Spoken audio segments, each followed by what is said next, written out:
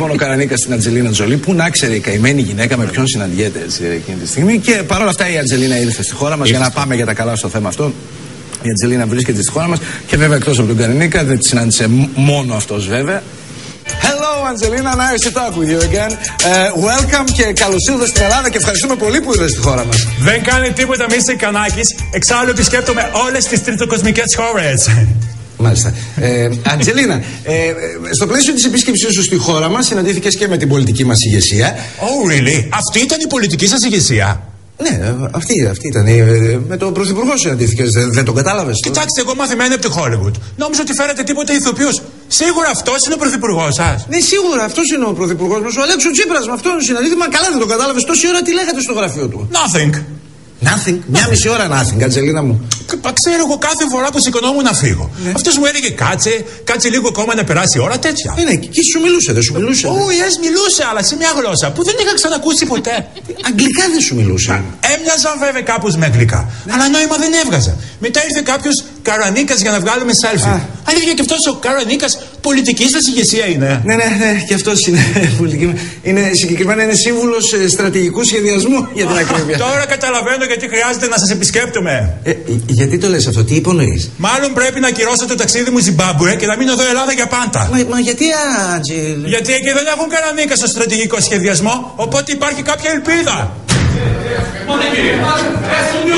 Όχι τώρα, μια σε παρακαλώ. Ποιος είναι αυτός, Mr. Κανάκης? Αυτός είναι ο δικός μας Καρανίκας. Χοντρός Καρανίκας? Σε χοντρός. Η οποία βέβαια όταν έφυγε από την Ελλάδα και γύρισε στο σπίτι της και συναντήθηκε με τον σύζυγο, με τον άντρα της, δημιουργήθηκαν προβλήματα. Η επίσκεψη στην Ελλάδα έγινε αφορμή και αιτία για να έχουμε οικογενειακά προβλήματα μεταξύ Αντζελίνας και Μπραντ. Μπραντ, πρέπει να μιλήσουμε. Πάλι. Για λέγε.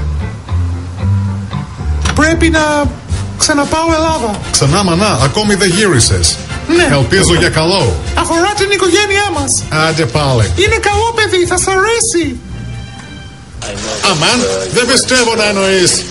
Και κάπως έτσι γίναμε από δύο χωριά, κύριε δικηγόρε. Ο Τσίπρας θα γίνει παιδί μας. Θα τον υιοθετήσουμε. Μόνο πάνω από το πτώμα μου. Εύκολο. Θα γίνουμε Τσιμπραντζελίνα, βρε. Είναι τόσο baby. Αν έβλεπες τα ματάκια του.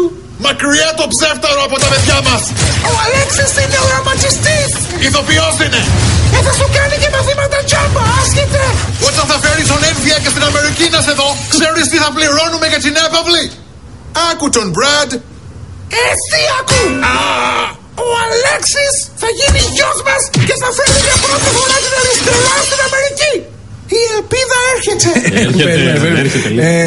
Και βέβαια έφτασε κάποια στιγμή, για να μπούμε τώρα στην ουσία της επίσκεψης. Στην ίδια την επίσκεψη φέραν την Αντζελίνα Τζολί, την πήγαν κατευθείαν στο Μαξίμου για να συναντηθεί με τον Αλέξη τον Τσίπρα.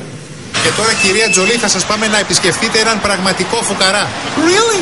Yes, ο καημένος έχει εγκλωβιστεί από τον περασμένο Ιανουάριο. Από τους πρώτους, Είναι πρώτος σε πολλά, αυτό είναι αλήθεια. Ναι, αλλά βλέπω όμως ότι ζει σε καλή περιοχή. Τι περιοχή? Αυτό ζει σε παράλληλο σύμπαν. Θα υπάρχει μεταφραστής για να συνεννοηθώ μαζί του. Εδώ εμείς που μιλάμε την ίδια γλώσσα μαζί του δεν συνεννοούμαστε. Θέλεις εσύ? What? Εσύ θα φύγεις αύριο μεθαύριο, αλίμονο σε εμάς. Τζολί σε λόγους σας. Και σε εσάς. Και Τζολί σε λόγους σας.